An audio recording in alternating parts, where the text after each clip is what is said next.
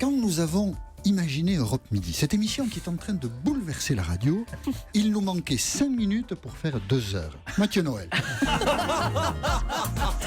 C'est très bon. Bonjour 5 minutes. Ah là là, bonjour à tous. Ah, vous m'avez manqué, hein. Je vois que c'est pas réciproque, mais...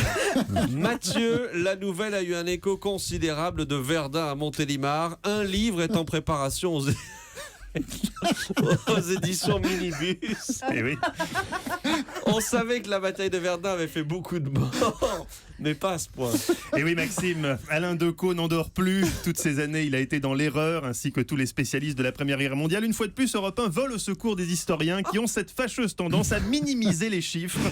Grâce à l'enquête minutieuse d'Eva Rock, nous avions déjà appris que l'ouragan Katrina n'avait pas fait 1840 morts, mais 180 000, d'où son surnom. L'apocalypse est baroque.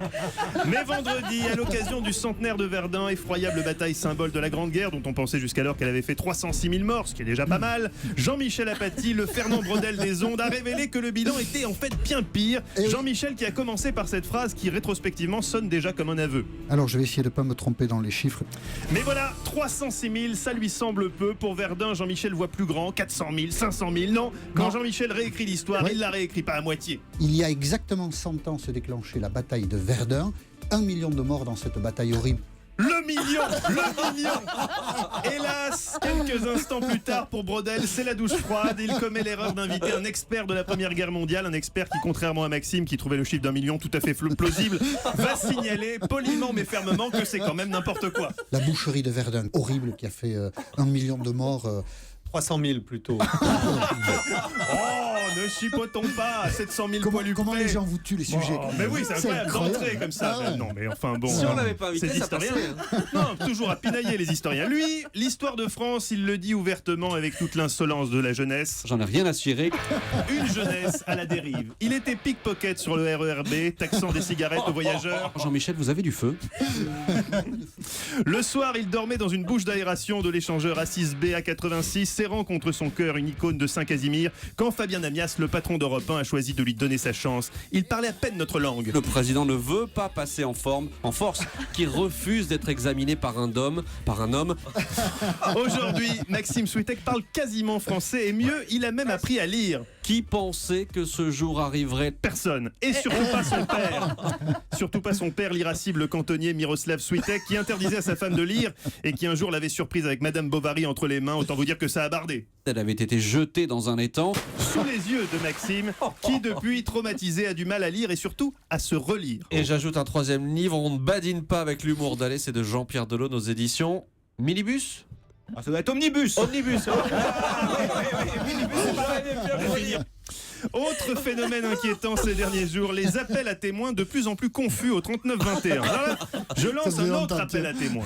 Que ceux de nos auditeurs qui comprennent ce que raconte Jean-Michel appellent le 39-21. Jean-Michel qui tantôt condense tellement sa pensée dans un teaser qu'il veut choc, qu'on ne voit plus trop ce qu'il veut dire, tantôt bute sur les mots quand il ne se plante pas tout simplement de sujet, rétropédalant ensuite dans la choucroute et agitant cet argument étonnant, je cite, « Désolé, je me suis fait des nœuds dans la tête ». Si vous êtes chrétien, mais si vous n'aimez pas les migrants, 39-21, vous êtes grincheux, c'est-à-dire vous êtes de gauche. 39-21 à 13h10, c'est dit donc que nous vivons 6 heures, les cadres vivent 6 ans de plus.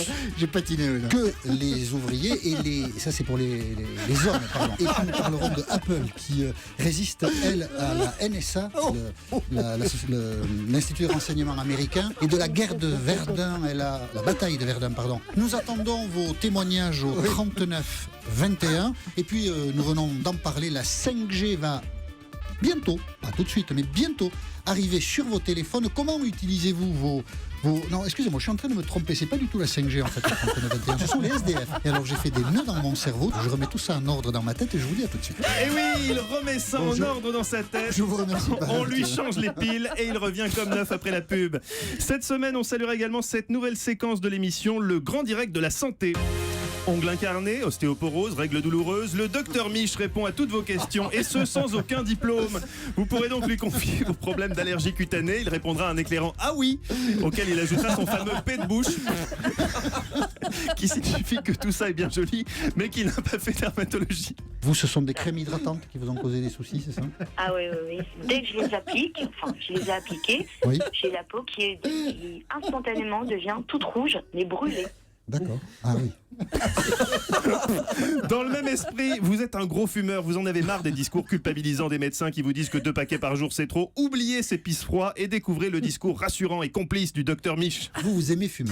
Vous avez envie de Oui, je suis continuer à convaincue. fumer. Oui, je suis Voilà. absolument convaincue, absolument. Et je considère que, étant convaincue, ça me fait probablement moins de mal que si j'étais une fumeuse honteuse. Ça, c'est pas faux. Tant qu'à le faire, autant le faire de bonne humeur et avec plaisir. Mais le pédiatre de mon épaule me dit ah, c'est bon, vas-y. Encore une.